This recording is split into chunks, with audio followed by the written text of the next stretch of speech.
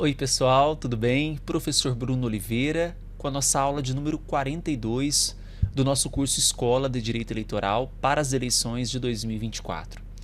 Nesta aula 42 nós vamos falar sobre mais uma ação, que é a ação de representação por captação ilícita de sufrágio. E a gente entende o sufrágio aqui como voto. É claro que quando a gente fala de um conceito mais doutrinário, o sufrágio ele tem um conceito mais amplo do que o ato de votar. Mas aqui, para fins desta aula, entenda que a captação ilícita de sufrágio poderia ser aqui sinônimo de captação ilícita do voto. Então esta é a nossa aula de número 42.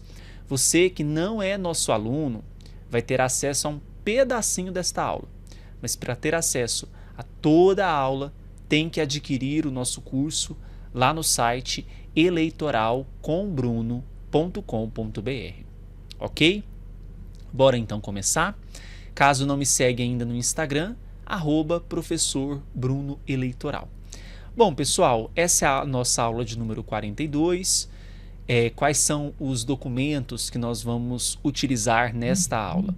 A Lei das Eleições, que é a Lei número 9.504, de 97, a Resolução 23.610, de 2019, e a Resolução 23.608, de 2019 também são aqui documentos, instrumentos que vão subsidiar o nosso estudo de hoje, ok?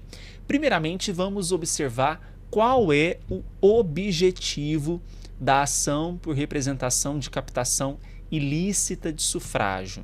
Então, a gente tem que pensar num cenário em que eu tenho atores do processo eleitoral que estão captando de forma irregular, captando de forma ilícita o sufrágio. Então, a gente primeiro precisa observar qual é o objetivo desta ação. De forma clara, é que essa captação não ocorra.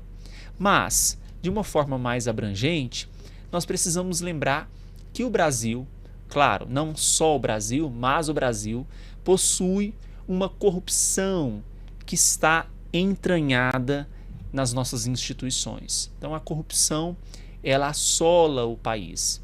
E isso não seria diferente com o próprio processo eleitoral em relação à questão do voto. Então, nós temos hoje situações, fatos horríveis, né, de captação de voto de forma irregular, seja prometendo algo que não vai cumprir, né, prometendo um benefício àquele eleitor, né, tornando muitas vezes esse oferecimento desse benefício, ele vai muito em virtude do cargo que ocupa, né? E isso gera uma certa desigualdade entre os envolvidos naquele processo eleitoral. A corrupção, ela assola o nosso país, né? E esta ação de representação pela captação irregular de sufrágio, captação ilícita de sufrágio, busca combater a retrógrada, imoral, secular e quase costumeira captação ilícita de sufrágio, trazendo em seu bojo a grande esperança de que os políticos brasileiros entendam que a ética e a moral são as duas colunas que devem dar sustentáculo a toda atividade desenvolvida pelo parlamentar. Então veja, ética e moral em toda a conduta daquele parlamentar, certo? Então, o que busca esta ação, quando a gente pensa nessa ação de representação por captação ilícita de sufrágio, é tornar igual todo pretenso candidato, né? Então, é colocar em o mesmo patamar todos, agindo para que todos ajam baseando suas ações na ética e na moral, né? Então a gente tem aqui situações que acontecem atualmente, mas são situações retrógradas, imorais, seculares e quase que costumeiras, principalmente nos interiores do Brasil. É algo pela ausência da efetividade na fiscalização da justiça eleitoral, né? A gente sabe que o Brasil tem extensão continental e essas situações acontecem ali, principalmente naqueles municípios pequenos, né? Acontecem nos municípios grandes, mas nos pequenos acontece e ainda fica debaixo da cortina, né? A captação ilícita de sufrágio é uma modalidade de abuso de poder. E a gente relaciona aqui, inclusive, a essa captação ilícita de sufrágio com a modalidade de abuso de poder político, né? Usurpando da função exercida, né? Utilizando da função exercida para conseguir ali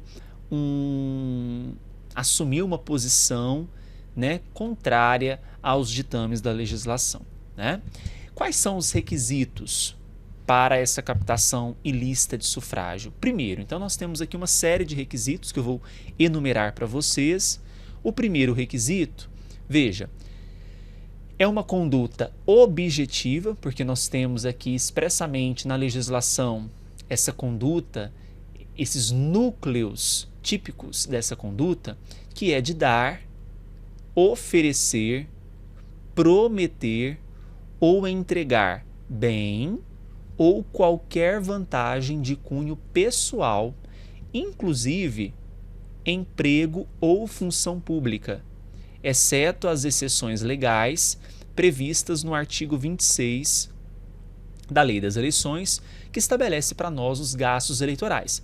Os gastos eleitorais previstos no artigo 26 são possíveis, né? Eu posso gastar dinheiro da campanha com aquele rol de gastos eleitorais que existe na Lei das Eleições. Agora, quando você oferece, por exemplo, um emprego, quando você promete um emprego, quando você entrega um bem, uma vantagem de cunho pessoal para o envolvido nesse processo, no caso aqui o eleitor, você está cometendo, é possível que você esteja cometendo essa irregularidade, né? O segundo critério, a existência de uma pessoa física. Então, esse oferecimento, essa promessa, essa doação tem que ser a uma pessoa física, tá? Veja que é um dos requisitos configuradores da captação ilícita de sufrágio. O que mais que nós temos como requisito? A exigência de uma finalidade especial, né? Então, quando eu falo essa finalidade especial, qual finalidade é essa?